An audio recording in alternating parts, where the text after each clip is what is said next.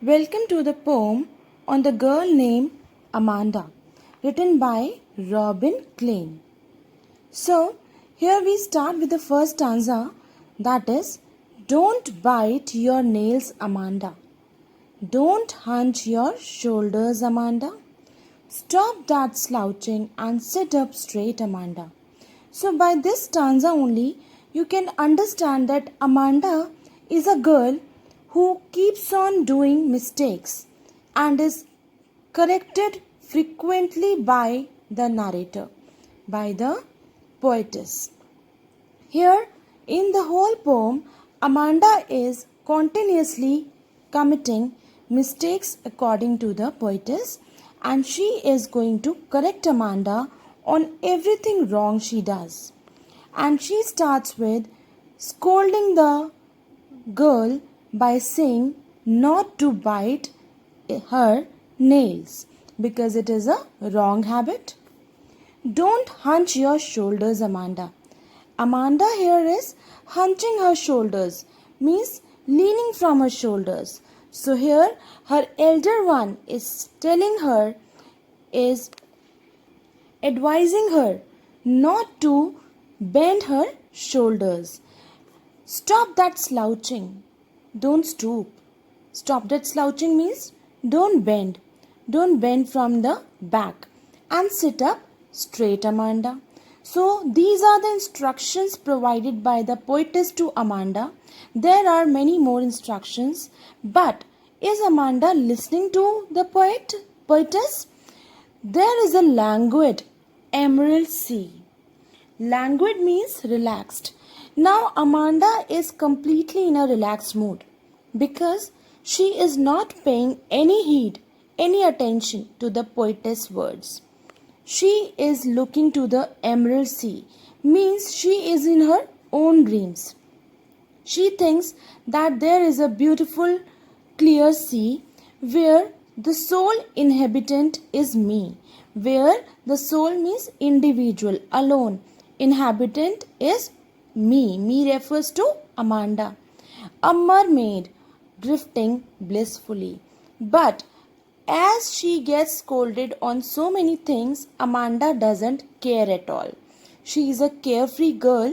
She thinks that in a beautiful emerald green colored sea, she is alone living there blissfully, means happily. And what she is there? She is a mermaid. So here Amanda thinks herself as a mermaid and she wants to live in that open, clear, beautiful sea peacefully and relaxed, alone. She doesn't need anyone with her. Look at the third stanza. Did you finish your homework, Amanda? Did you tidy your room, Amanda? I thought I told you to clean your shoes, Amanda. Again the poetess started instructing to Amanda lots of work. Have you finished your homework? Have you make your room tidy or clean? Or I told you to clean your shoes. Have you done? So Amanda is again and again listening to the instructions. But the positive mind of Amanda to herself is thinking that she is free.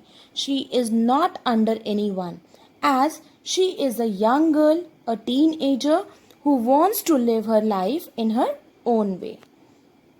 Now here in brackets, you can see what Amanda thinks of herself. I am an orphan, roaming the street. She thinks that she is an orphan. Orphan means the one who is not having a family, no father, no mother. She is roaming in the street, she thinks. I pattern soft dust with my hushed bare feet.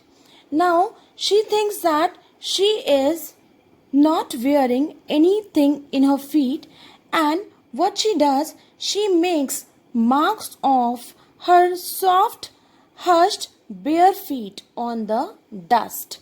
Means she is thinking that she is not having any family, she is not having anyone to scold her, to stop her from doing anything, and she is enjoying as she is walking bare feet on the dust with her silenced, means without any noise she is walking on the dust. The silence is golden. And the irony is that this girl wants to be orphan because she refers the silence is golden. The freedom is sweet. Look at the irony here. The children want their parents always, but this girl Amanda, because she doesn't want anyone's interference in her life, she wants to be an orphan.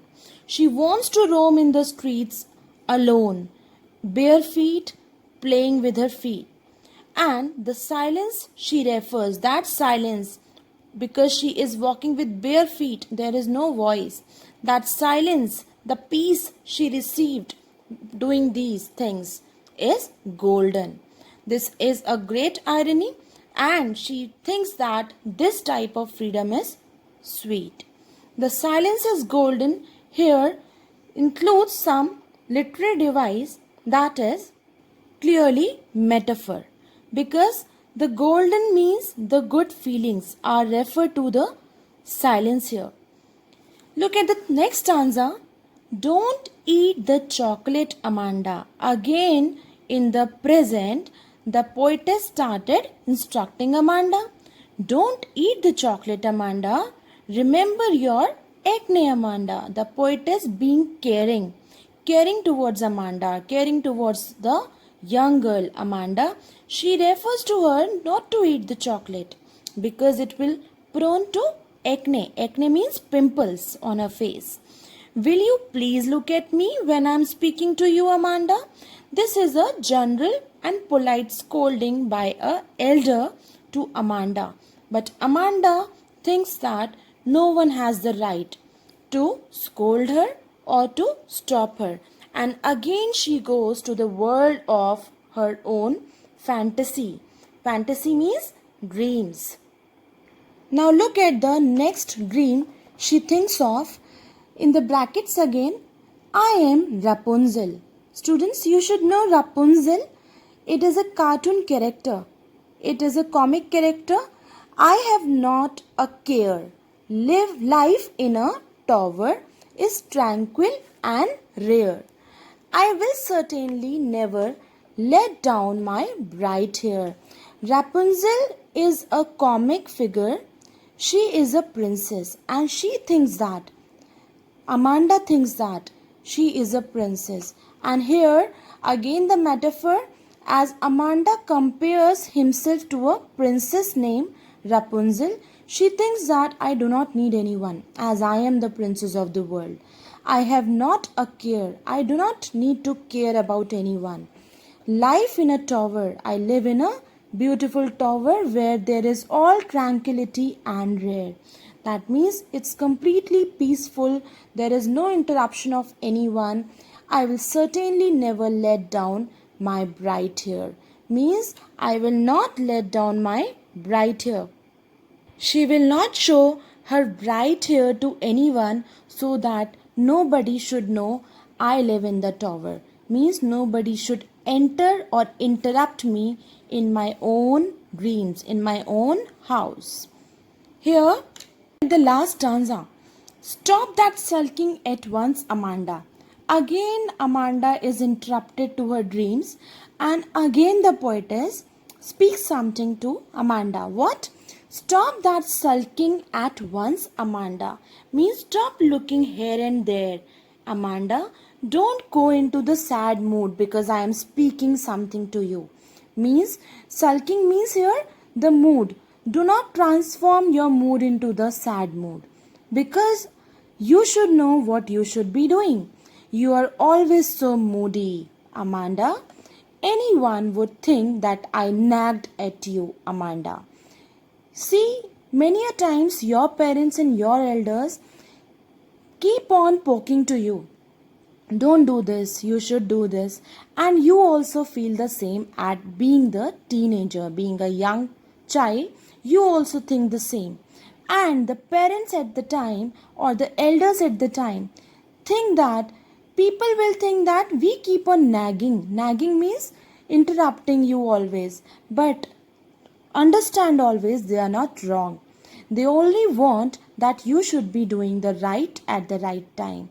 And it's their duty to make you go to the right path.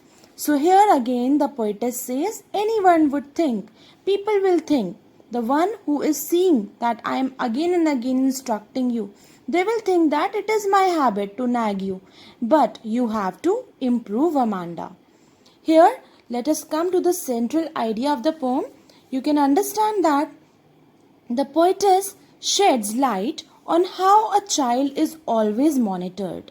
Yes, a child needs to be monitored and questioned about her actions by her mother.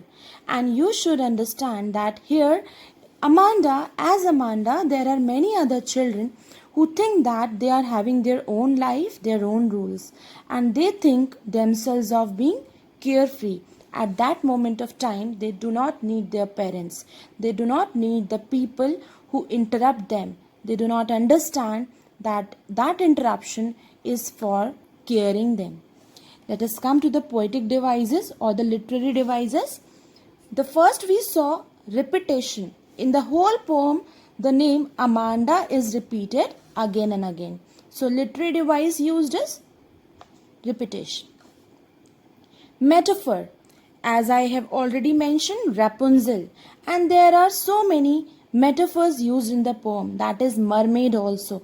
Amanda thinks herself as a Rapunzel, an orphan, a mermaid. The silence is golden. Freedom is sweet. These are the comparisons. Silence is referred to as the golden. Freedom is referred to sweet. These are all metaphors, as these sentences, these lines do not contain any as or like, but comparison is made.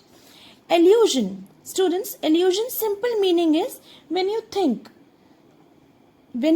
beyond what is not happening.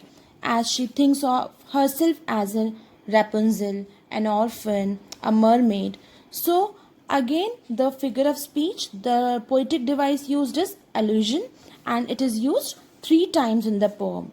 Rapunzel, mermaid, and an orphan.